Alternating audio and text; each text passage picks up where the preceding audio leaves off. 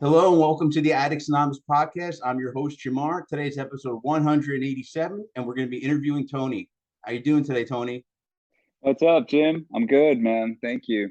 We were just chatting Appreciate a it. little bit. So you're an American from LA living in Sweden right now. That's right. Yeah. Interesting. And you said that's part of Yeah, your I was, story, so we'll get into that. So the first yeah. question I ask everybody is tell me about your childhood growing up. How was that? My childhood was, if you ask an addict alcoholic, we want to go right into the drama of it all, right? Because Mm-hmm. that's a common thing.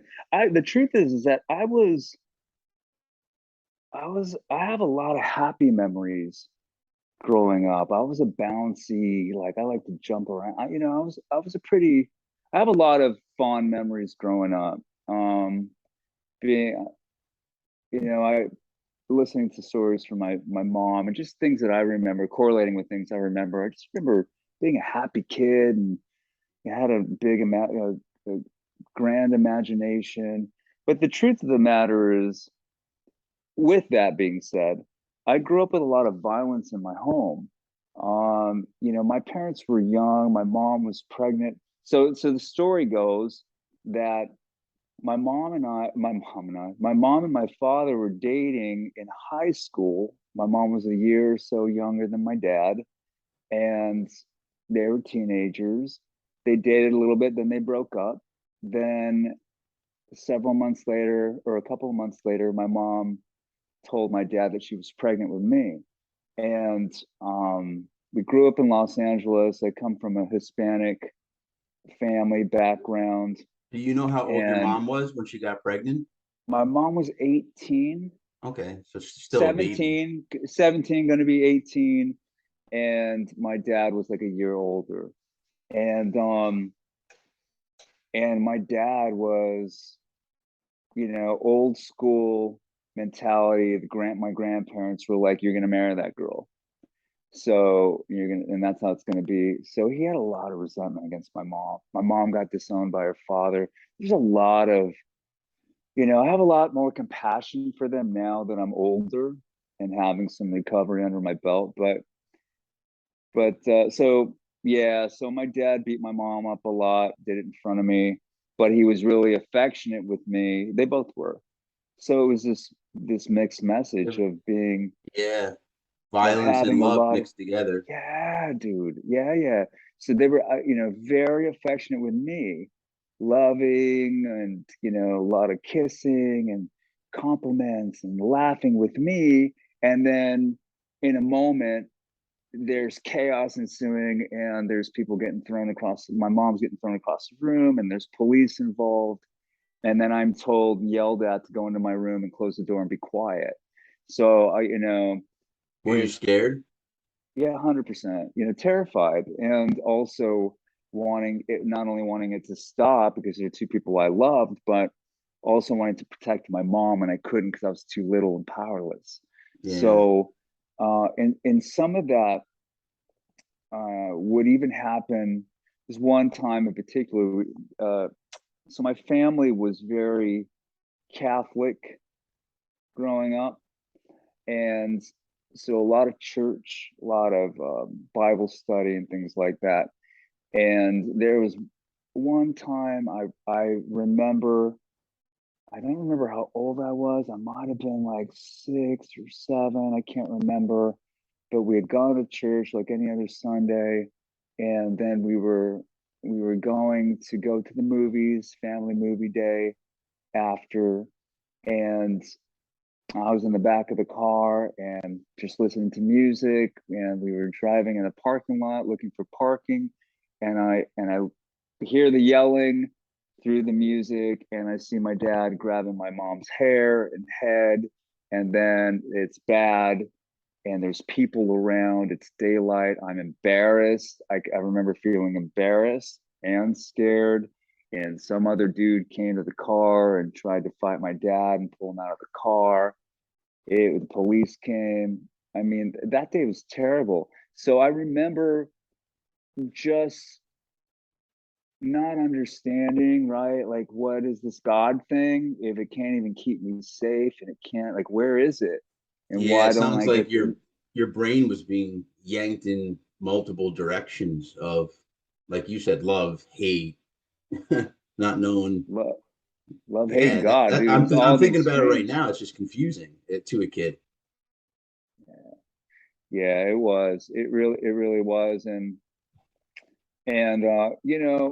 so I grew up with that. And then, I also was very hypersexual as a kid. And I was molested by male and female family members in my um, very early age. I want to say maybe, as far as I can remember, maybe at the age of maybe 7, something like that. But I remember even earlier, like just feeling, just being curious and being very aware of, my sexual energy, and would get in trouble with like girls in school. And even like, I remember What girls age did wanted to, you become very sexual? well, I remember I got in trouble in kindergarten because Oh, wow. girls were trying to kiss me at recess. And and they were like, it was almost like they were competing to kiss me. And then the teachers just, I remember just having the teacher come to me in the middle of it all and pulling me by my ear, and I got in trouble. But so then I was shamed with that. But I remember I was so little, but I can remember the feeling of, why am I getting in trouble? I didn't do anything. And then there was shame, like I'm a bad boy, you know. And then that happened in first grade, and then second grade, just getting in trouble every year for something having to do with inappropriate touching or something. And it was problematic early on, even before I remember the molesting bit. I'm not sure what that's about. So, so I have all the ingredients for a Molotov cocktail, right? So I've got the violence, I've got the love confusing with violence, I've got the godlessness thing, Sexual trauma. and then I've got sex. I've got God, love, sex, and hate. Yeah, It's and like, there violence. you go. The primary colors, you know what I mean? It sounds like sometimes if you were to hear the history of a serial killer, Oh, right. think about it, because you're so confused when you mix love and violence. They say that's one of the things that happen to serial killers is, for some reason, they have the violence part as they're getting sexualized, and they somehow merge the two. Mm, Yeah. yeah. Yeah, but But you're mentally peppered with that. strong. Mm, You're thank mentally you. strong. Yeah. Thank you. It didn't feel like that after a while. I mean, like I said, I have a lot of fond memories too. I was given one thing. My dad, it's interesting. My dad was eventually became my target in my addiction and my alcoholism. I used him as a bullseye out in the world. But he really did give me so many things that have become a part of who I am. Like, he had massive record collection. He was just an avid record collector, and we'd listen to music all the time, and he listened to everything. Like, I mean, everything, all genres. So I grew up with that. I grew up with film, and he liked a lot of indie films back in the 70s. And he turned me on to he talked about directors and Hitchcock and stuff that I'm into. He would encourage me to draw, and would give me paper and markers and crayons and drawing study tools. And he would buy me instruments and teach me guitar at like 5 or 6. I remember him teaching me chords. I write music now, and have for a Oh, that's while. And awesome. I play yeah, not professionally, but I play guitar and piano. beautiful. Yeah. Yeah, that's beautiful. I That's give them much beautiful. credit. Songwriters, you guys are on a different level. Yeah, Kurt Cobain it's said it best. I found it mm, interesting. He said, I don't want to be a great musician. I want to be a great songwriter, because it's different. Because you can get like a studio musician that could shred, but he can't come up with a lick on his own. He has to learn the lick from someone. Mm. Yeah. Yeah, I don't consider myself, it's when people are, yeah, I don't really consider myself a musician, right? Because I have friends that are that talented, you know, they can shred or they can, that are just incredible musicians. But I'm more into the crafting of a song or lyrics, you know, that's my thing. And so, yeah, so in my, you know, later years, I've recorded, and what I do is I'll write and record, craft it, write the parts, and then I hire more talented musicians to play certain parts, and then I record it. So, That's you know, awesome, dude. that's my, thank you. Yeah, that's my dad's influence for sure. So I'm very grateful for that. And you know, it's very sporty, academically, like just an achiever. I always want, you know, first place in soccer, entered a speech writing class in fifth grade, won in my district. And yeah, so when I look back, I look back at the little Tony, and for so long I you know, addiction was, it feels inevitable now when I look back at, if I just look at my younger version of myself as, you know, outside of my current awareness, um, I can see that there weren't a whole lot of options left, you know, that, and so the hormonal chaos that is teenagedom was just, it was a place for me to find my voice, you know, really was. I didn't feel like I had a voice. I was told to shut up and close the door, you know, be quiet. So when I became a teenager and I got turned on to punk rock music at the time, and you know, heavy music, that was it. You know, it was shit, it was mohawk and fingers up in the air, and you can't tell me what to do. And and a lot of alcohol and just whatever was going on, whatever was going around, I found it. What was your first Um, age? What age were you first introduced to some type of drugs or alcohol? well, I remember in fifth grade, I had a friend of mine, schoolmate, and he had an older brother who was like, had Iron Maiden posters on his wall. I hardly saw his older brother, but we would, when I would go hang out with my friend, we would go into his older brother's room and find he had this little bottle, and it was, I later found out it was called Rush. It was amyl nitrate, and his brother had it in his room, and so my friend Chris took it out, and he said, "Yeah, smell this." And I'm like, "What is it?" So you smell it, and then you get lightheaded, and so we did that, and I'd say that's probably it's my first drug that I tried. There were like sipping the grown-ups beers. I had a, like I said, I grew up with a Hispanic family, a big family, beautiful family, and but that meant that every couple weeks or so there was a birthday, and all the cousins and the aunts and the uncles and everybody got together, and so the grown-ups would get drunk, all the cousins would go around and pick up the leftover cups and sip it, you know. But I remember the amyl nitrate was a big I never heard was of a that. pen. What kind of nitrate? I think it's called amyl nitrate. Don't quote me Oh, because I think that's what it is. that's But okay. they called it Rush, and now, and then later I think they called them poppers, and it became like a sexual thing. Now I don't know if it was always that. I don't know. I was a kid, you know. We just knew, we smelled it and we got dizzy, right? It's probably like huffing paint or something, Yeah. right?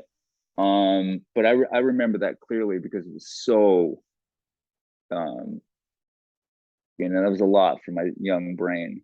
You know, the one effect was yeah, was a thing. But yeah, I by 13 years old, there was some of it's spotty, because I can't say it really grabbed me at any point until I was around 13 years old. I had one of my friends, my childhood friends, who we stayed very close. We were brothers, throughout my life. At that time, my mom would drop me off at school early at my grandmother's house, and I went to meet up with my buddy, and we went to a couple of another friend of ours' house before school started. So it must have been like 7 in the morning, 7:30.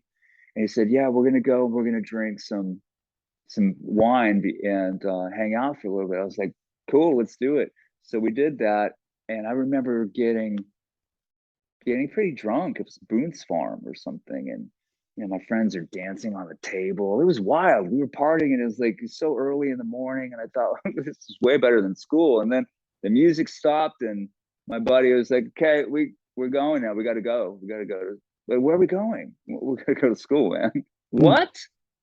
Yeah. We got to go, dude. We can't stay here. Oh, all right. We go to school, and I'm pretty drunk, and so I thought, well, we got to hold it together, man. So I go into my first class, and my teachers liked me, and at that time I got pretty relatively good grades, but I show up in school, and I gotta pee, and so I'm raising my hand in the back of the class. My teacher's like, "Yeah, she's in the middle of a lesson. Not now, Tony, not now." And I'm like, "Oh, I gotta go." Raise it again. "Tony," I said, "Not now." I said, "Look, I gotta pee. If you don't let me go, I'm gonna pee in the classroom. I gotta go." I said, "Not now. Sit down and be quiet." "All right." So I got up, and I just boom, unzipped and peed in the trash can in the middle of the class. And the kids are like, and people are like, "What? What? Wow." And I was like, "I told you." She's like, "Get out." Get out. Get Yeah. out. So get out now. So that wasn't a good day. I got in trouble for that. And I think I remember that being the start of something where I just wanted to check out. I just wanted to start checking out. I liked checking out. Was there something Not you were not checking out feeling. from? Yeah, I think I realize being older now, and I realize I didn't have any tools to effectively process my emotions.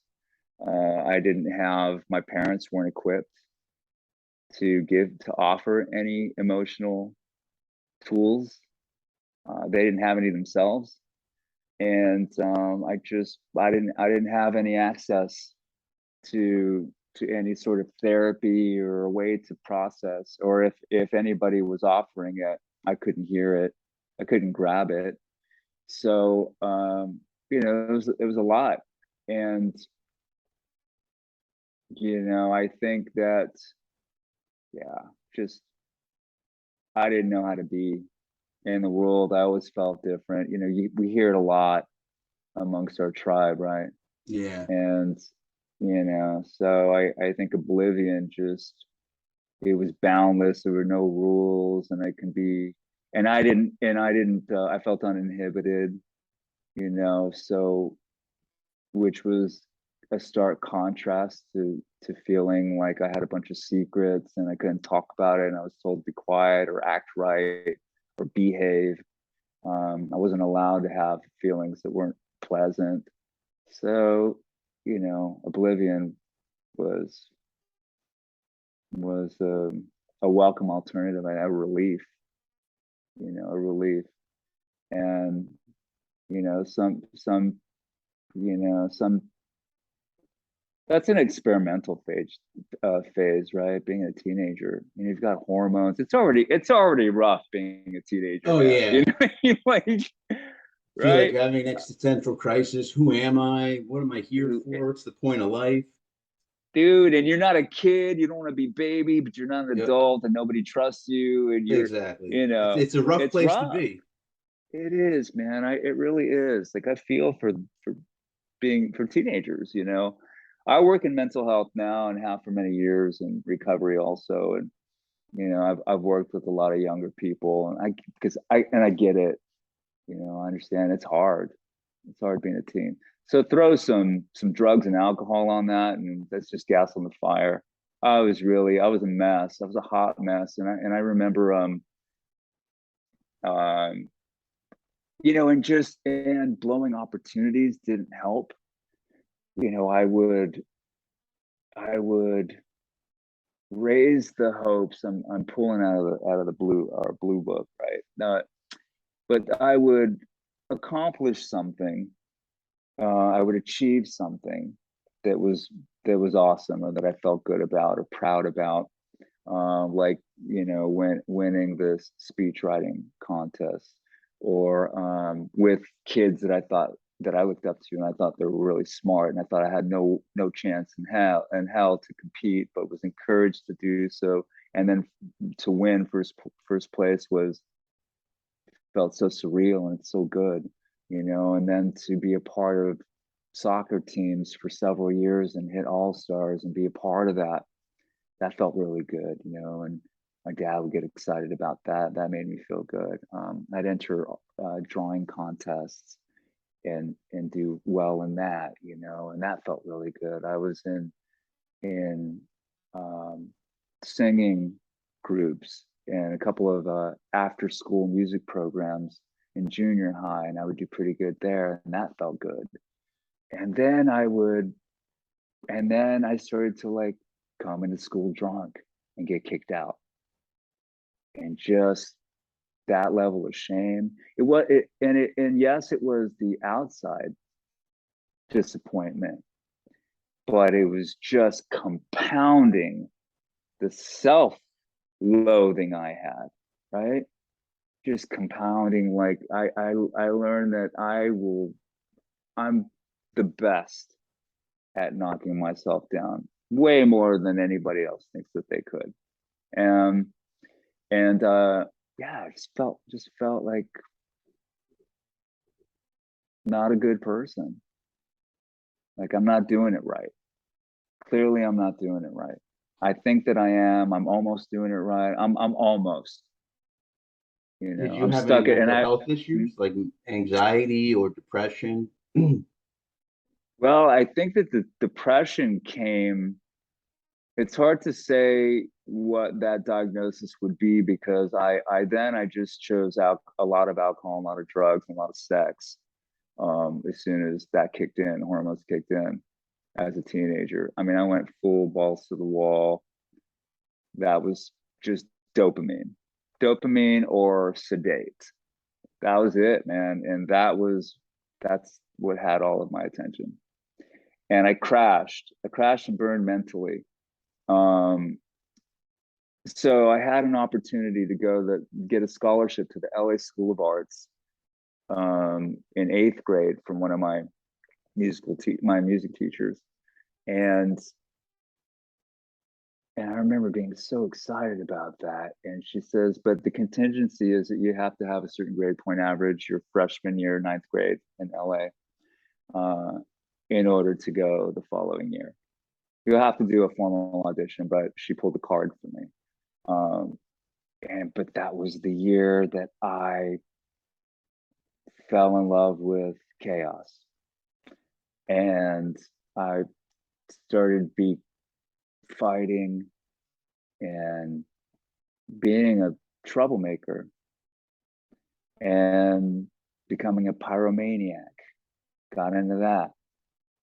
I mean, dude, you said it earlier, like, you know, this is the makings of a serial killer. And, you know, Mhm. I watch my wife and we watch a lot of I was just crime thinking shows, about that. dude. Yeah. You know, like, yeah, who am I? Right. But, Yeah. but, yeah. And I crashed and burned. I remember I, I was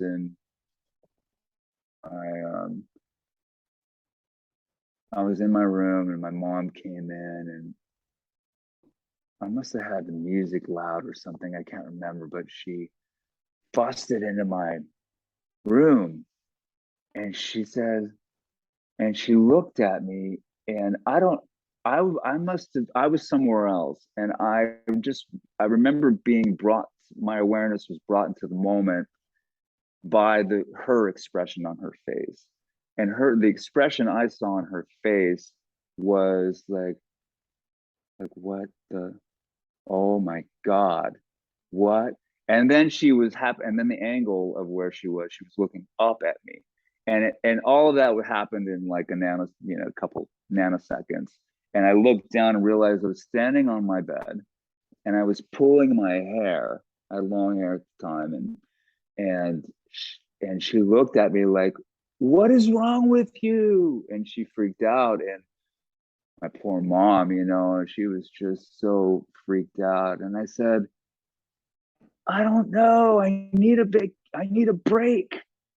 And she says, from what? You're not even going to school. And I said, from this. And I just kind of like hit my head. And she was like, oh, fuck. She didn't know what to do. And she was like, I don't know what to do with you. I don't even know. I said, I need rehab. And now at the time, I can say this now. At the time, that was true for me. I meant that. But I also started to see there were musicians that were going to rehab and that I thought were cool.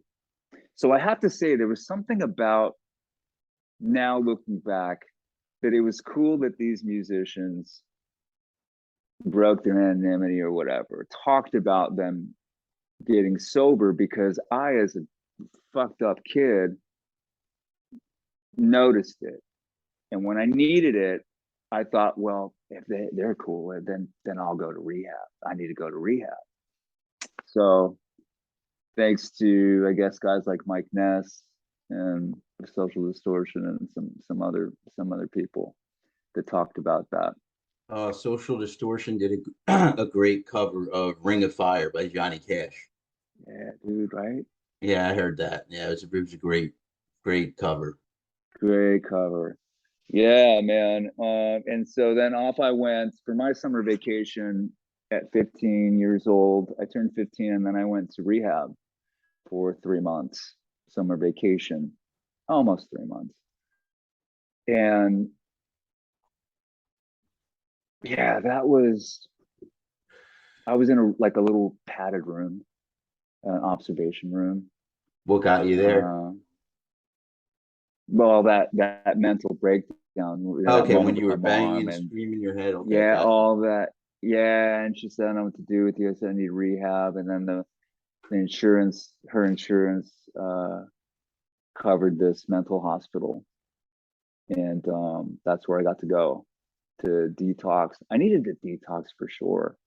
And then, so that was my introduction into psychiatry, the idea, the concept of therapy, group therapy, individual therapy, medications. Um, yeah, and being with other troubled kids in there too, different ages. But I came out of there feeling better, motivated. Clearly, I mean, anytime you stop putting poison in your body, especially at a developmental age like that, in the Yeah. developmental years, I guess the body repairs itself pretty good. So I felt good physically. I felt a little clearer. I felt like, okay, this is my opportunity to make better decisions and try to be a little more positive. And, so I really had the best of intentions starting school again. And, I had blown my opportunity, that audition to the School of Arts. I suppose in hindsight, I could have reignited that, but the level of shame, was deep. I still didn't have the tools, and there wasn't a lot of follow up with therapy once I left the facility. It was sort of like, okay, off you go, kind of thing, and and that's what I remember at that time. and I came back to school, and there were some kids that were encouraging and supportive, and that felt good. And but then it was being teenagers, and I don't, maybe it was just the people I gravitate. I was like an artsy guy, artsy kid. So I liked I wasn't a jock. I wasn't, that you have to find your tribe. It's like tribal discovery, right? Yeah. When you become a teenager, it's about belonging and finding your tribe. And my tribe was always kind of the misfits of the groups. And it seemed like inevitably I discovered LSD is what happened. I discovered LSD What age? and 15, 15 years old. And yeah, 15, 16 years old. And that was different. That was a different experience. Looking back, I'm actually, you know, grateful for that time, because it allowed my brain, or my experience, or my preconceived notions and belief systems, and those that I was indoctrinated into, that were heavily dominating my mental landscape and my world, felt so limiting and inadequate. The rhetoric that I had been surrounded with, and I think the lack of appropriate support for me at the time, I felt a bit unbridled, and I didn't I didn't know anything but what I knew, or what I was told. And so LSD allowed me to experience this world in a whole other way. So, for that, I'm grateful still, because I was able to think outside of the box. And with that came being able to have a different perspective on things. Now, I was still a wild child, so I could do anything too much. And then that became the thing, was just excess. I just don't have it's hard for me to have the off switch. And that's, I can't turn the knob down. It's good. So then more is better. If it's good, then more is better. You know what I The mean? way Like, our brains work, right? That's addicts. Just that dope, like you mentioned before, it's just that release of dopamine. That's all we're after. It doesn't matter how yeah, we get it. And yeah, it's our brains. that's it. Amazing, Yeah, amazing pieces of technology. it really is, right? I'm so fascinated by neuroscience, and yeah, so neuroscience. Yeah, oh yeah, like I've read a lot about neuroplasticity, because that's what happens to our brains. Once we start healing, our brains actually get rewired, and we go back to the way we were before. In a way, it's very interesting. There's a great book. I think it's The Joy of Living. I Okay, could find it and message it to you. But the first, that'd be it's great. by a monk. It's by a Buddhist monk. But the first half of the book is all about his experience with scientists and how they were teaching him about neuroplasticity and how they use meditation, and that's how the monks are able to do the things they do through neuroplasticity. They Yeah, literally train their brain to be calm. And some of these monks, it's a pretty cool thing. So they go to this lake. It's a, like, I don't know, it's not in the Arctic, but it's very cold, ice covered lake. And they will sit there and they will put freezing cold towels. They'll put them in the lake, and then they'll put them on the monks' backs and cover them.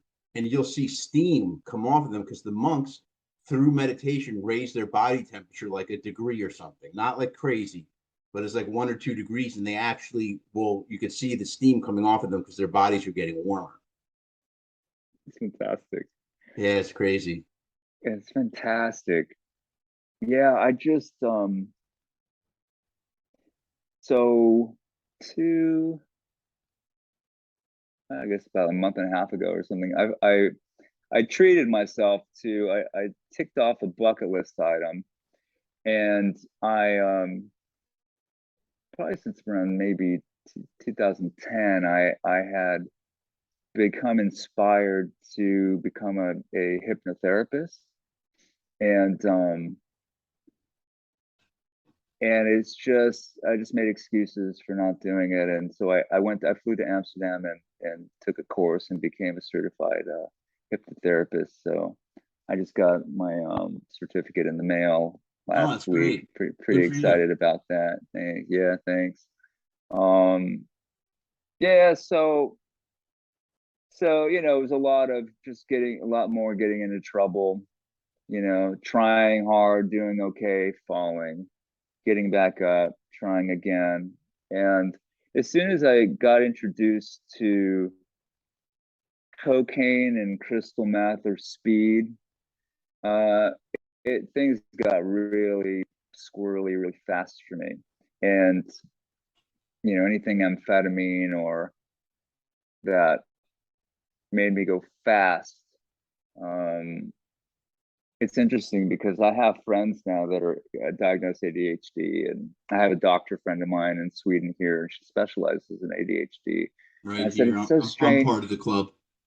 Yeah, yeah, the lot, dude. Like we laugh about it because I'm like my closest people in my immediate circle have it, and and so my doctor friend's like, yeah, you probably have it. I'm like, I don't know, I get it, or bipolar is what I hear also. I have the A couple same of thing. friends of Yeah. mine. I'm also bipolar. So I take Mm-hmm. medication for it. I need the Mm-hmm. medication. It really helps. It helps you, dude, and that's the thing, right? I yeah, I started to get in trouble with police, and then I left home. I left my mom's house when I was around 16. Moved in with a sorry about that. You there? Yep, I'm here. Yeah, so many apps, right? Everything, it's like bing, bing, bing. Oh, dude. But yeah, so I started getting into, so I moved out and moved in with a girlfriend and her mom, and it was kind of a bit of a party house, and I just wanted to be left alone to do what I want. I couldn't be tamed at that point. It wasn't going to happen. I would already run away from home, and I was out in the wild, and I chose that. And and I had a lot of fun. I remember a lot of fun times, and then I remember a lot of scary times. I was I had given myself over to chaos. I chose it. I chose chaos. I wanted chaos. I told myself, I like it here. There's no rules. It's boundless. And you know what? It's crazy. Life is crazy, and this is crazy, and I can do crazy. Um, and so that included a lot of taking everything, whatever I could, a lot of it, and included drinking and driving. Included taking PCP, um, and just anything I can get my hands on, running amok, being a vandal, lighting things on fire, just being a menace, really. That's my version. That's how I view it now. But I've spoken to a lot of my friends from back then, and they're like, "Dude, you're always such a sweetheart. I don't understand." So I'm not quite sure where the line is. Right? It's like my version, their version, and somewhere in the middle is the truth, I guess. Yeah. Yeah. But I ended up getting having a lot of failure to appears. Court cases started to happen. Overnight stays in jails, different jails, and I remember I borrowed a friend's car, and I was in Hermosa Beach, California, with a couple of friends. So we had a party, and I never went to sleep. A couple of us didn't. The next day, we wanted to go and pick a friend up, and a lot of people were passed out. And I asked to borrow a friend of mine's older brother, actually, he was a buddy too. You know, hey, can I borrow your truck? We're gonna go pick up so and so, and we'll be back. And he was like, yeah, sure. And I didn't have a license at that point, and we drove. And in Hermosa Beach, there's a lot of steep hills, and and it was an old truck he had where the emergency brake was a kind of had like it was like a little knob and a stick that you Yeah, pulled under the steering wheel. You remember? Do you ever see I those? remember exactly. I'm a car salesman, so I see all type of cars. Oh yeah, yeah. So dude, so yeah, so there's three of us in the front of this truck. We've got some beers in the back in the bed in the back, and I'm driving, and we're going down this hill, and I'm applying the brake, and my I go all the way to the pedal to the metal, and it's only slowing down, it's not stopping the truck. And now we're going further steeper on the hill, and I'm accelerating, and I can't stop. And my friend goes, pump the brakes, pump the brakes. So I'm pumping the brakes, and it's not working. He goes, pull the emergency brake right there. And dude, it was like a bad movie. I pull the emergency brake, boom, and I hold it. The stick broke, and I'm holding it, and we look at each other. We're like, "Fuck!" And we're going down this hill, and it's like traffic on a busy highway in front of us, or a Mercedes uh, part Mercedes. What do you call it? Sales Dealership? place, right? Where they go, words slur. Dealership. There you go. Thanks, man. Yeah. So there's a Mercedes dealership to the right. There's traffic in front, or there's this office supply building to the left, a wall, right? And it's like, which one do we pick? Because we're going into one of them, and I couldn't decide. And I was like, and we're screaming, and my friend on the right, he's like contemplating with the door open whether he should jump and roll out. I mean, it was an intense moment, and I decided for the wall, but got cold feet at the end when we were going towards it. So I swerved to the right and hit this concrete. They have these metal posts in front of the dealership, in front of the cars and sidewalks. So slammed into one of the metal posts, and that stopped us. And the hood smoking. Immediately, the guys get out. They say, "Run!" Boom. So they take off. I think they grabbed a couple of the beers out of the bed, and then they take off. They're gone. And I'm like, I didn't know what to do, because there's the car salesman is looking at me, yelling at me. I got people on the street yelling at me, and I'm behind the wheel, and I don't really know what to do. So I lag in time, and I'm too late, and one of the guys grabs me. So I'm busted. And my dad had to come. He had to pay for some of that. So what happened was I knocked one of the posts out of the sidewalk, and um, and then I hit a Mercedes, and then that Mercedes hit the next one. It was like a domino effect, right? So they just Oh boy. so it just fucking created a domino effect. And what I later found out is that one of the sales guys was showing one of those cars to a potential customer. So I almost hit them. It was bad, dude. It was super bad. And Got lucky. so super lucky. So stuff like that was happening. And I had to go to jail. The courts had had enough.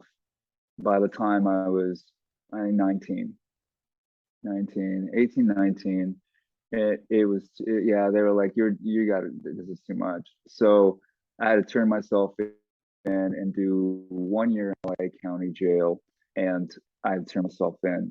So the night before it was a big party, and and then I went in, and I ended up doing about 4.5 months. out of a year, and then let me out. But in that time, I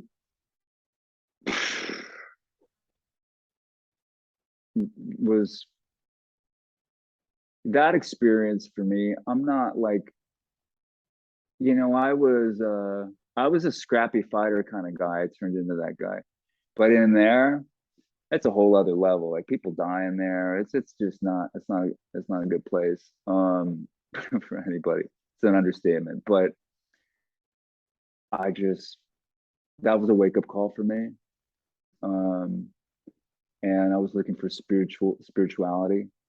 I went to some AA meetings in there, and I read a lot, and I worked out, and I came out feeling renewed again, similar to the mental hospital stint some years earlier. And I came out, and some friends threw a party for me, welcome home party, and there was drugs, and there it was again. But this time I tried to manage it, like just drink beer, you know, just do coke, don't do meth, you know, just smoke pot, don't do coke, you know. And then I just really tried to EQ or manage, you know, just drink wine, don't drink whiskey, right? And did a lot of that. Sometimes I hit it, sometimes I didn't. And fast forwarding a little bit, I reconnected with a friend of mine um, when I was 15. Her and I reconnected and started dating. It happened to be a moment where I kind of had my stuff together because I would have pockets of that. And not long after that, she got pregnant, and we made the crazy decision to let's have it, and we did. And that I thought was gonna save me. This is what I needed. I need this motivation. This is what's going to straighten me out, and I'm going to be a great father, and I'm going to be the father. You know, I'm going to do it a little. I'm going to do it better. I'm going to do it better, right? And that got me only so far, but it started this. Things got really bad in terms of when I would get loaded, I would be gone for days. I was hanging out in dodgier, criminal infested areas where that was something a little more new. It seemed that the dark times were getting darker, but then I'll pop out and get it together for a little bit, and then I'd pop back in, and so in that way it got worse. Um, and but but I love Nico is my son's name. I loved him so. It was so surreal, and I felt like he was some otherworldly kind of. I don't know. I fell in love with my son, and in some ways that fucked me up when I was fucking up, when I couldn't. You know, I still was young and still had very little emotional tools, right? Um, but I loved him so much that I kept trying, you know. And eventually his mom was like, dude, one of us has to be the parent right now. We got to go. So they went and moved with her mother. And after about 4 or 5 years trying to make that work, and after that, I went back to school, moved in with my mother, my stepfather, my brother, and did cleaned up for about a year, and felt pretty good about that. Thought I got some momentum here. Things were looking up. You know, Nico's mom Noelle, she's feeling pretty positive about that. And but then my brother at that time, my younger brother, well, he's doing drugs now, and he's living at the house down. He's in the room down the hall, and guess what drug he's into? Meth. Oh boy. So, I remember trying to do homework in my room. I had to do homework, and I know what's going on down the hall, man. You know what I mean? Like, I fucking know what's going on down there. It's late, and I know what's happening in there, and I know how he's acting. And at this point, I've done just about every drug under the sun. So I was like, oh, fuck. Okay, just that's his thing. Like, just focus on your thing. You're doing good. I could hear it. I'm like, fuck. And there was a few nights of that before I just knocked on his door. I was like, all right, dude, give it to me. He's like, no, no, bro. I'm like, give it to me, man. And then I was off and running again. Stopped school. And then I ended up homeless and getting shot at because I was messing around with people's partners that I shouldn't have been messing around with. Now I'm hanging around with arms dealers and meth cooks. It's like I don't know who's shooting at me, but I'm getting shot at. I don't want to get caught by the police. So the girl I was dating at the time was like, dude, I can't. Like, you got to go. So I had nowhere to go, and I remember I gotta sleep. So and I can't sleep down here. So I found a grocery store, and I threw a couple of crates together to get up on the ladder and climb up to the roof, and threw a couple of pallets there. I had a backpack. I had an acoustic guitar. I had an old pipe that didn't have any drugs in it left, but I was trying to milk it. You know what I mean? Yeah. And I was laying on the pallet, and I laid on my backpack, and it's like the moon's shining, and it smells like there's like a restaurant in a strip mall next to the grocery store, and it smelled like dead cat or rats or something. And I'm hearing scurrying around, and I remember I couldn't get high. I realized I was laying on a pallet. I realized I'm fucking cold, getting shot at. I'm hungry. I got nowhere to go, and I'm sleeping on a fucking rooftop of a grocery store right now. How did this happen to me? There's, you know, uh, Was that your that rock was real, bottom? dude. That was real. Yeah, yeah, yeah. The next day, the sun was cooking on me, and it woke me up, and I was really parched. Had no prospects, nowhere to go, no money, and nobody wanted me around. And so I thought, well, there's a bunch of orange groves. I'm going to eat some oranges on the orange groves, and then I'm going to walk to this park by my mom's old neighborhood, and I'll just drink water from the water fountain, and I'll figure out what my next move is. So I did that, and I was sitting there, and it's a beautiful. I'm sure it was a beautiful sunny day. For me, it was like way too hot, and I was not into it. Right, I just want to die. But there were parents and kids are playing, and people are laughing, and there's couples laying on the grass. You know what I mean? It was like this commercial for like antidepressant drug or something, and I'm like gray, black and white, and everything's in Technicolor or something. And I thought, I'm gonna kill myself. I'm done. I'm out. I'm out. So I get to a payphone, hustle some money, and call my son's mom, and I say, hey,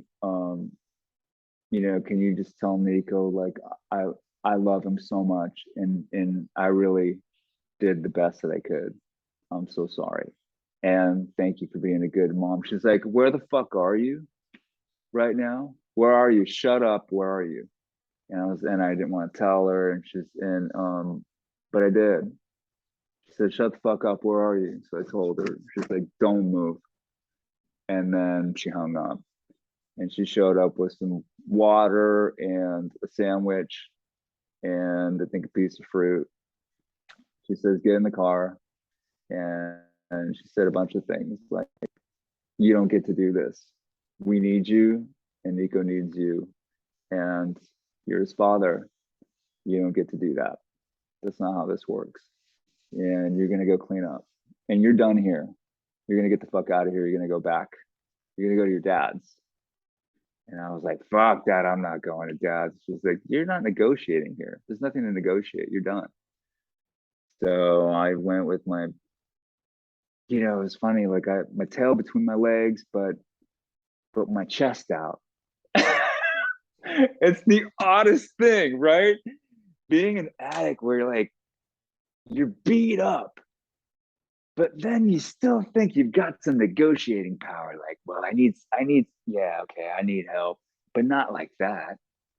Yeah, no, I'm different. There's something about me. I don't need help like the rest of you. I just need a little bit here and there. You know what I mean? Yeah, we all think we're different.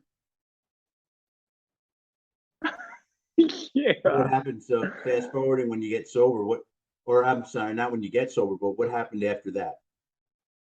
So that was when my aunt, my dad's sister, she was so sweet. She's always been so sweet. She says, look, I found you, the Salvation Army has a rehab in Santa Monica. It's 6 months. Please don't say no. Please go for me. Do it for me. Do it for me. And she never asked me for anything. My sweet Aunt Angie. I knew I had to. I had to do something else. So I go there and I commit to a 6-month rehab and dive in. All the therapy, all the groups, all the anger management, all the 12-step meetings. Yeah, that was in 2003, and then it was get a job. And Nico and his mom, by that point she had met a man, lovely man. He's Swedish, which ties into me being in Sweden. And eventually he was having a difficult time getting adequate work in California and then being from Sweden. So they opted to go visit Sweden for him to make some money. And then the plan was for them to go back. So that was in 2005, I think, or 2006. And then it turned into a longer stay, which was not awesome for me. But it was going on, I remember, 9 months or something. It'd been the longest I'd gone without seeing Nico, and it was freaking me out.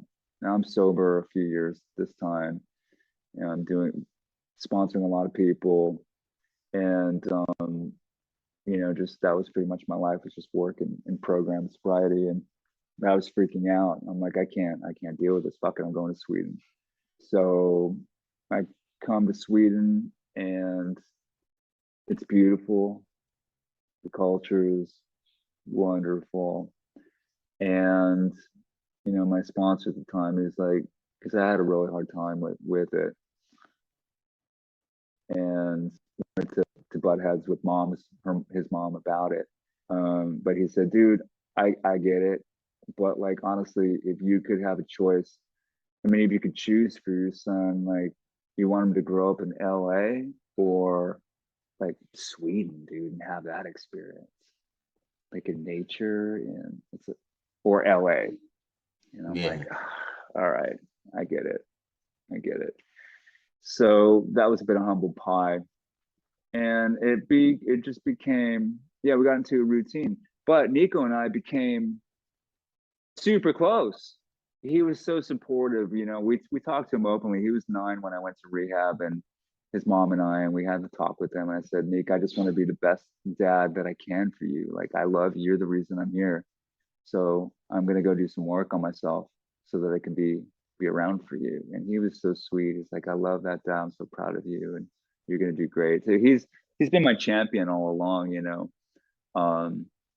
and when life gets hard, I think about him. And so, but to bring it up to speed a little bit, I know I've been going off on No, pretty you're long fine. here, man. I'm sorry, dude. You're good. Get me started, man. Don't get me started.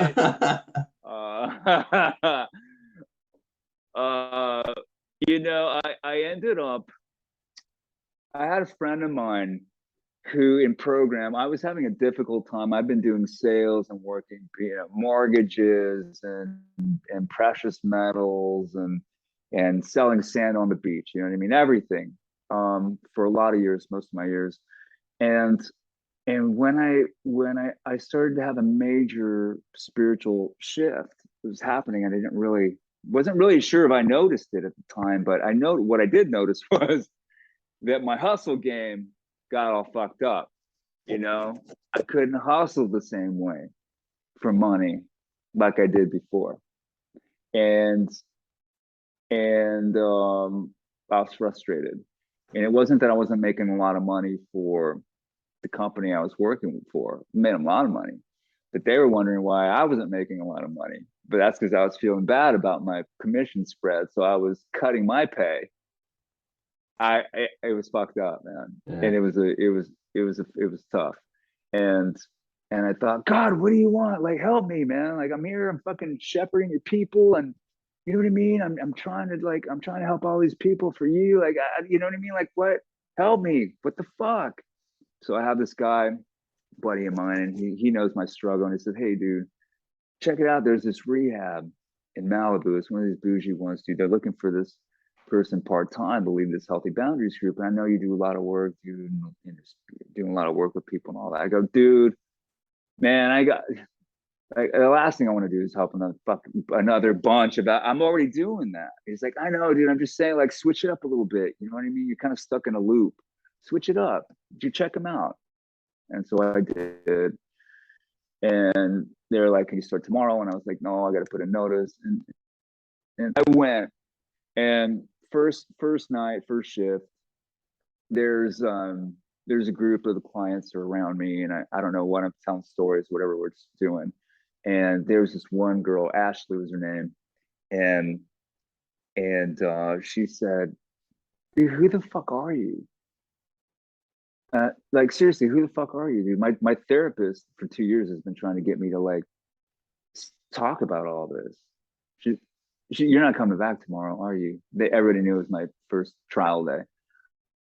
And when she said that to me, she's like, I've been to 12 rehabs. I've had all the top psychiatrists and therapists.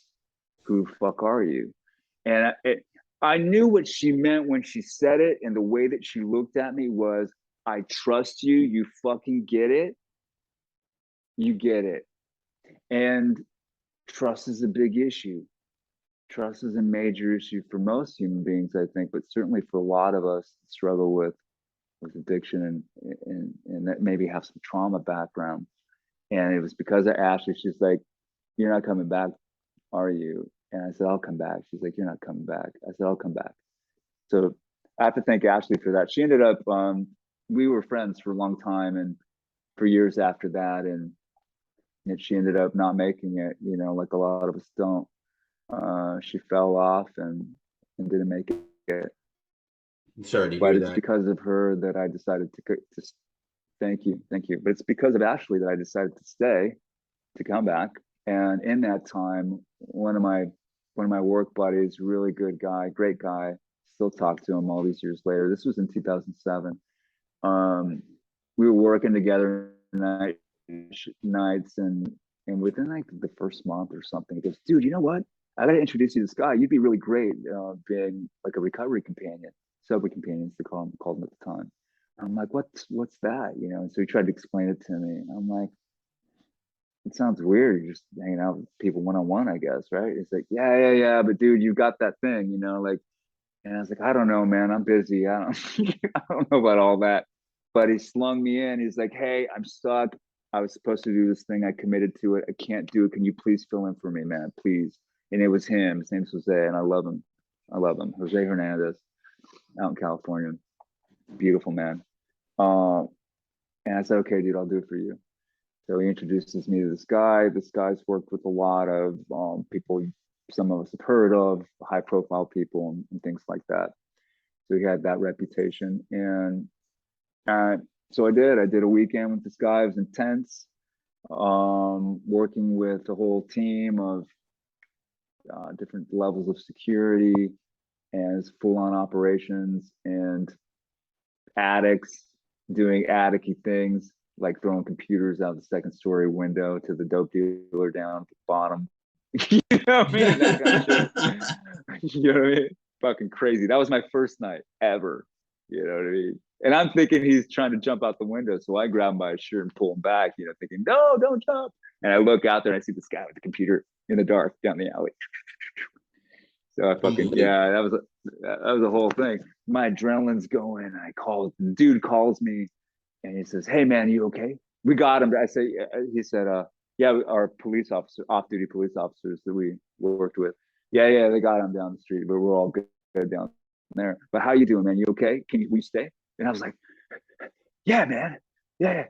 Okay. Is it always like this, man? He's like, sometimes, but not always. He's like, are you good? I'm like, yeah, dude, I'm good. I'll stay. So after that, he said, hey man, why don't you just come work with me? So he took me under his wing. And for obvious reasons, I've signed a lot of NCNDs and things like that. But I've been privileged to travel the world and help a lot of different types of people. And they grapple with not just addiction, but mental health, and then they grapple with maybe privilege. That's a thing too. You know, people have this idea that if people are financially or materially privileged, that what do they have to complain about? You know, what do they have to bitch about? But, you know, walk a mile in somebody's shoes and you'll find out. And so, so I've been very fortunate to be able to help others too, and not just with drugs, but also, you know, it's funny in sharing my early stories, I had no coping mechanisms, no therapeutic tools, no emotional tools, and that's not my story today. Fast forward to 2018, my son Nico and I, you know, we had a 3-day rule. We wouldn't let 3 days go by without checking in and video calls, or I would fly out here and then he would fly to LA and then we'd take turns and all that. And the end of 2018, he coughed up blood and got scared, called his mom called me. And that began a whole other leg of another chapter in the book of life for me. And later it turned out he was diagnosed with cancer. So I flew out here then at that time. And, you know, my mom was like losing her house. My brother was about to turn himself in on a 5-year prison sentence. And then he ended up in the hospital and we thought he had cancer. Then it turns out he doesn't. Then I get the call from my son's mom. Nico's coughed up blood. That year, man, was crazy as fuck. My girl at the time that I was with in LA for many years, she was diagnosed bipolar that year, which explained a lot. 2018 was nuts, and leading into 2019. And so leading into 2019, that was a lot of cancer treatments, a lot of chemo, radiation, surgery on his lung to remove the tumor that was like had metastasized, and it was large. They had to cut a part of his lung out, and then he was a fighter. Then he bounced back, and then in July of 2019, I'd been here for the lung surgery. Then I'd bounce back, and then I'd come back out. So I bounced back home after his successful lung surgery, and his treatments were going to begin again, another round of chemo. And he's like, Dad, I'm just going to be doing this thing. Like, you know, it's okay. You can go do what you need to do and just, you know, come back. So I was like, okay. So I fly back home, and I'm not there. I don't even think a couple of days, because I still remember being jet lagged. And I get a call from one of my brothers from my childhood friends that one of my best friends, Scott, had died. And this is one of my buddies that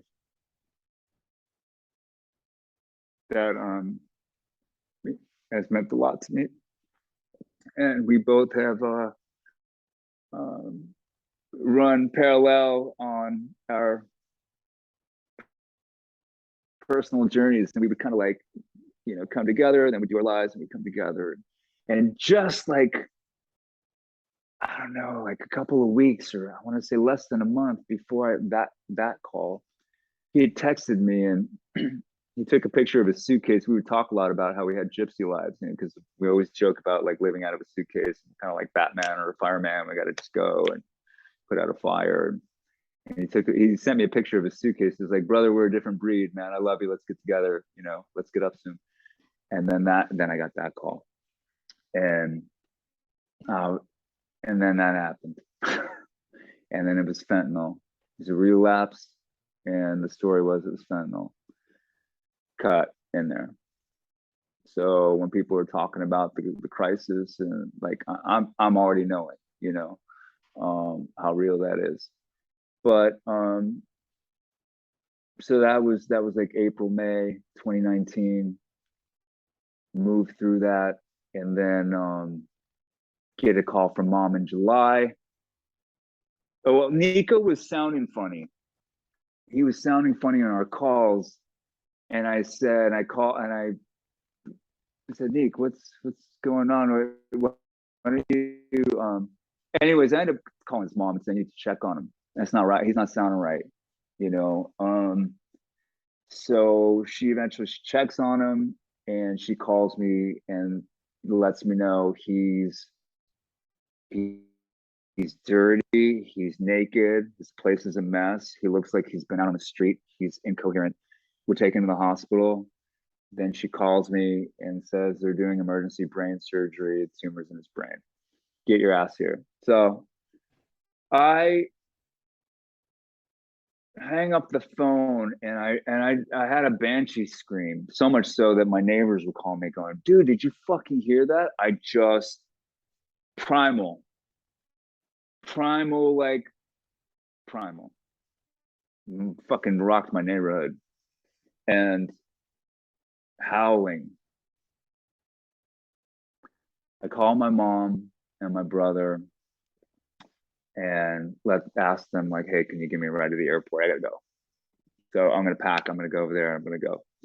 And my brother got scared, so he called my partner at the time, and she was in Palm Springs. I'm in LA, and he says, I'm scared for my brother. Like, can you go? And she's like, by the time I get there. So, anyways, I go to my mom's, and prior to this, I know I'm living on borrowed time. I know I'm by all rights, I shouldn't even be here because of my own previous choices way too many times. So I'm under no delusion that I'm here on borrowed time. And I had a sense of not egoist, selfish pride, but like honor to be able to even be considered someone that could assist another lost human being to a better place. That humbles me. But at this point, I'm like, fuck you, God, where are you? Fuck you, God, where are you? Jump in and fix it now. Right? As if I had that kind of power. But that's where I was. And that freaked everybody that knew me out, because I'm like, you know, what's the higher road? What's the inner higher voice telling you? And at this point, I'm like, fuck that voice. It means shit right now. That's what I'll tell you. To me, save my son.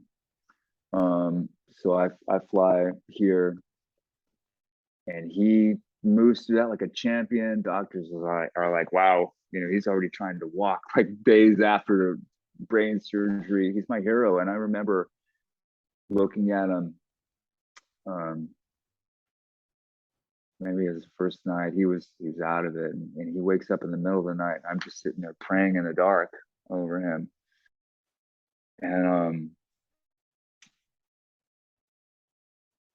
and I have friends all over the world, you know, Wiccans, Hindu, Buddhist, Christians, Muslim, Jewish, all of them lighting candles and praying for me all around the world for him. And, and all of them. And I sit there and he look and he says, Dad, is that you or am I tripping? No, baby, it's me. I'm here.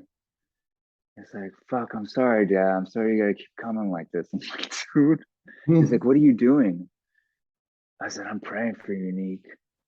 And I'm fucking in awe. I'm in awe of you. Your fight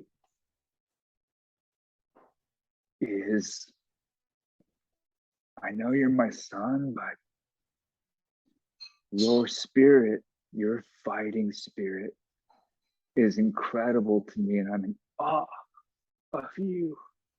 Oh yeah, I mean those. Whenever I see those kids, they are fucking brave. They got balls. They go through so much. And the thing is, usually they're the ones comforting their parents. Mommy, daddy, it's gonna be okay. Don't want that's how strong they are. They have such empathy at such a young age. They're so intelligent because they have to Yeah, grow up so much faster. yeah, yeah, yeah. He moved to that. And I stayed here in Sweden for I think through his birthday, August, and then he's recouping and he's got a new zest for life. He's making his amends. He's making peace with his past. He's trying to figure out his next steps, you know, his wake up calls. And and then it was like, okay, well, again, it was like, Dad, I'm good right now. I'm just gonna be doing this for a little while because we need to go work, whatever you gotta do. And it's like, okay, I'll bounce out for a little bit and I'll come back. So that was September, and then I would think I was gone a month, and then it was shit. Sorry, it was I can't walk. I can't feel my legs, so they're taking him to the hospital in a wheelchair, and tests come back that now there's cancer in his bone marrow. So this cancer is fucking out to get him all year. Everywhere it's at, they take it out, it moves somewhere else. It's out to get him now. It's in his bone marrow. Well, that's a fucking death sentence. You know what I mean? And we're trying to stay hopeful. No, it's not. You know, no, it's not. And so I fly back, and that was like the around this time, 2019, and I've been here ever since.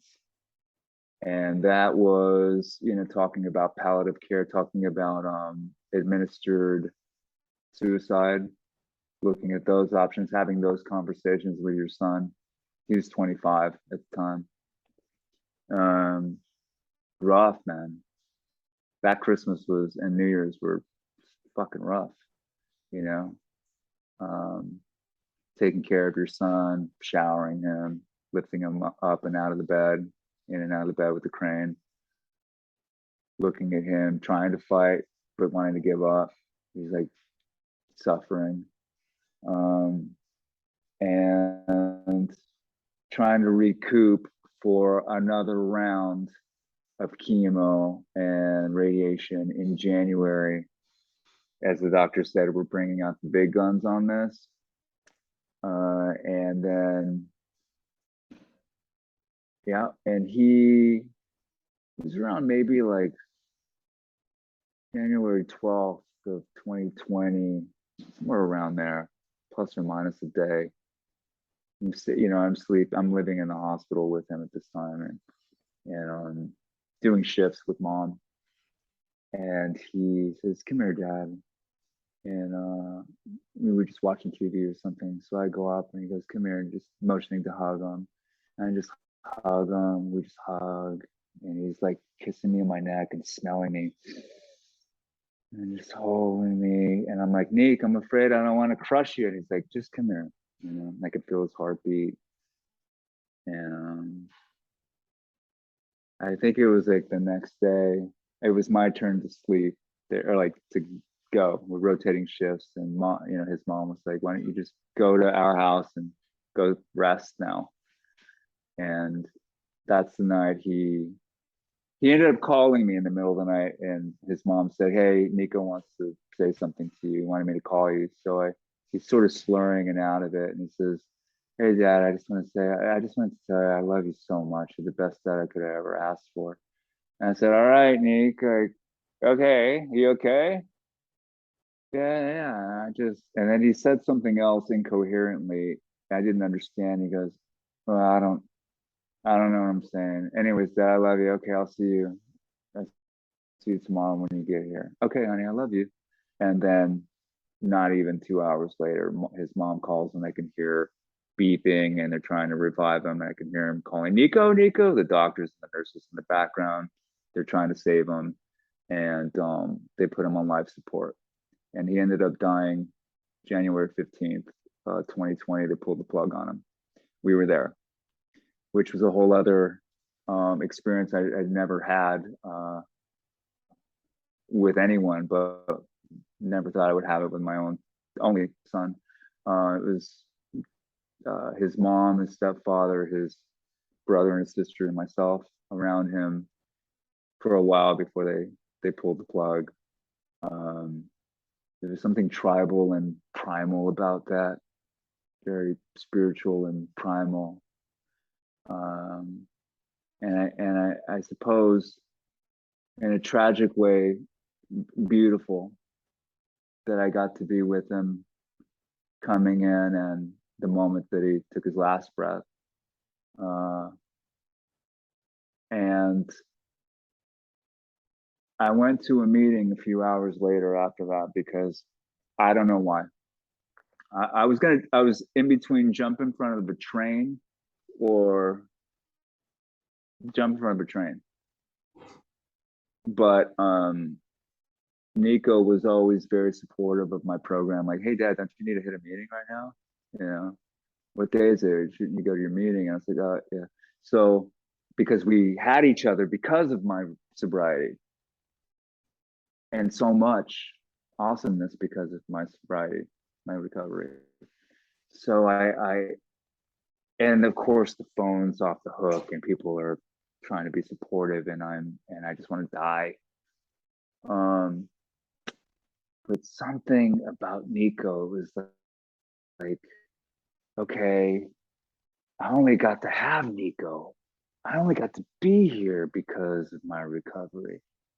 And I don't know how the thought entered my mind to think of someone else in that moment, but it slipped in, and I can't even really, I don't even know how to, I couldn't take credit for that. It was an inspired thought that was, somebody has lost their job or is getting divorced or stubbed their toe or something and thinks they can't stay sober tonight. Fuck it, I'm going to a meeting. It was something like that. And that's what I did. And I shared and I kept sharing and I kept going to meetings and I kept trying not to die one day at a time. And I managed to still be sober, but I realized at that point there was no going back. There was no going back to LA. There was no going back to try to, there was no way to go back. There was nothing to go back to for me. There was only forward. There was only forward. I have been thrusted into a new reality that I didn't ask for consciously, but here we are. So to go back felt like pretend. It felt like trying to play pretend. It wasn't going to work. So I had to, you know, there were casualties of that, you know. And there was like this new frontier of like, oh, I'm in Sweden. I'm not a citizen. How am I going to earn? Where am I going to go? What am I going to do? And then COVID happened for the rest of the world. You know what I mean? So it's wild. But I ended up marrying my freaking sweetheart here during it all. And I I got a personal number, became a legal resident this year in Sweden. Um, I fly back. I get to travel for work, so that's a blessing. But I'm looking to help take my experience that I've been able to help in other parts of the world and trying to help Sweden, people in Sweden, um, and and looking for any ways that I can honor Nico, you know, with regards to music and art. Just a couple of months after he passed away, I needed to do something with that. So I flew to Berlin to a friend of mine's place, and we recorded a song that I wrote for him. And ended up, I came back to Sweden and filmed a video with a couple friends of mine and his mom. The song's called "The Dream Is Over," and it's up on YouTube. And had a couple of friends talk about it. It won first place in the international songwriting competition. And I say all that in hearing myself say it, not because I actually need anything from that, other than to say that was something, a labor of love. That was a song for me to Nico, but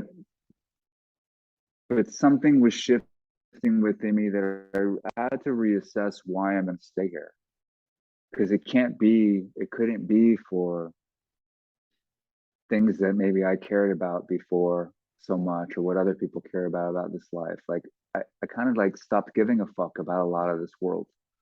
And maybe that's not necessarily true. I needed this grief and pain to not, I needed it for me to not be in vain. I needed his life and my pain to mean something. It has to become something. It can't stay a tragedy only. My life cannot be a play of victimhood and self-pity. I already did all that shit early on in the game. There's been way too much footwork to go there. It Some has great, to meet. a lot of great art comes from pain. Yeah, I suppose that's true. Paul But it McCartney had, lost his mom. John Lennon lost his yeah, mom. Johnny Cash lost his brother. Elvis was a stillborn twin. He had guilt his whole life. He thought he killed his brother in the womb. So yeah, a lot of these guys had pain. yeah, yeah, yeah. I just felt like, well, I can't be not the only one, because I started to get, in sharing the journey, I started to get messages from people I knew, and a lot of messages from people I never met, didn't know, through social media all over the world, that were identifying or could identify in some way, or had some pain and wanted to talk about it, or thought I was perceived me to be a very strong person, so therefore I inspired them. I still get that now, right? They're like, dude, I'm watching you. I get one of my good friends. He just lost his stepson earlier this year, and it's rough for them, him and his wife. And he goes, dude, I've known you a long time, dude, and I'm watching you, and when I think I can't, I'm like, dude, look at Tone. And he's like, so I just want to thank you, dude. Because I see, if you can do it, I can fucking do this. And so that's the goods. That's the money. That's the money. When you can be an alchemist, man, and you can just, by simply refusing to give up on living, by just being willing to fucking stand in the storm, or grab some shelter, find your moment and take another step, then take another. If you get knocked down, lick your wounds and get back up and try again. And in just doing that, it matters, dude. Like people pay attention. People are listening. People are watching. There's a lot of noise in the world, dude. But you know what? There's a lot of beautiful stuff too, man. There's a lot of love. There's a lot of power, true power, not ego power, not bully power, not money power, um, human spirit power. And yeah, that that means the most to me. I think that's I don't know what else to say about that, but The journey you've been on, mm, quite the journey. yeah. So, getting towards the end here, let me ask you this question. Do you have any advice for people watching and listening?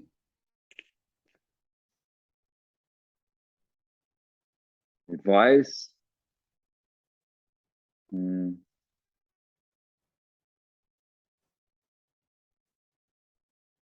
well, I would say that it's hard to say depending on what you're struggling with, but if anything, I would say if you make if one makes not harming themselves priority, to keep it simple, right? If I can just try and not harm myself, because I would want to say, you hear things like self-love or self-care, but sometimes that's hard to find. That part of the spectrum. Sometimes that's you just might as well be talking another language. I'm nowhere near that. So if you can just try to not harm yourself for a moment and be where you're at, feel it, even when it's ugly, without harming yourself, feel that. It's nobody wants to do it, but if you can, uh, um, it will galvanize you. It will temper you. Let pain be a teacher to you. Use it. Use it as fuel to be the bigger version of you. Get comfortable with being uncomfortable. That's where the growth happens, right? Yeah. Yeah. Because from that point, you can springboard into finding your tribe. You can, you from that mindset. Now you've set your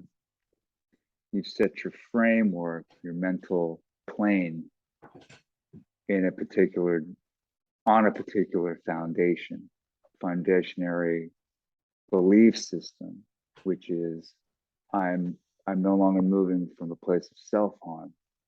And then from that place, then your brain goes, yeah, we're not in self-harm. Well, what lives in there? Oh, well, the contrast to that, which is, well, what can I do that's good for me then? Because now you're in that space. And from that point, all kinds of possibilities spring forth into your awareness. Spend some time in contemplation, not morbid contemplation. I tell you what I do, man, is I have a ritual every day, practice and exercise of I count immediately when I recognize I'm here on earth again. I go and I just pick things that I'm grateful for. Thank you for this bed. Thank you for 10 fingers. Thank you for loving people in my life. Thank you for food to eat. Thank you for clean water. And then I can go on from there. Thank you for Nico.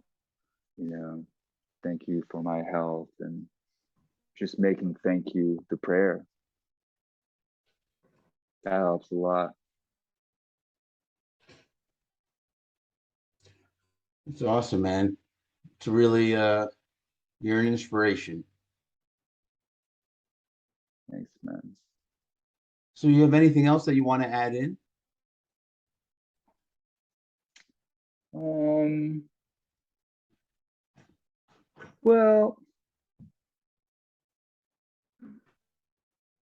I feel like that's a lot. No, you did great. I mean, I think this has been a great interview. So yeah, I mean, really appreciate you doing this today. I want to thank you.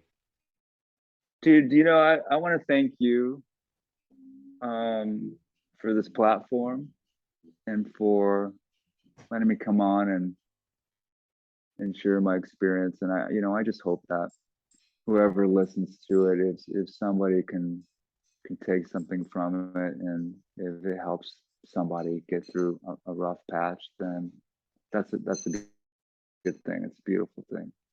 And you're creating a platform for people to have support. So more power to you, man. Thank you, Jim. Thank you. No problem, man. I'm happy to do it. I'm happy to do it.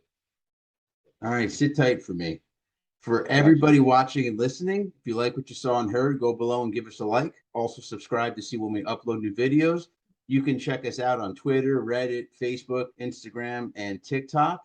I also suggest checking out our website, www.addicts-anonymous.com. There's plenty of free resources there, as well as free literature. I hope you enjoyed today, and until next time.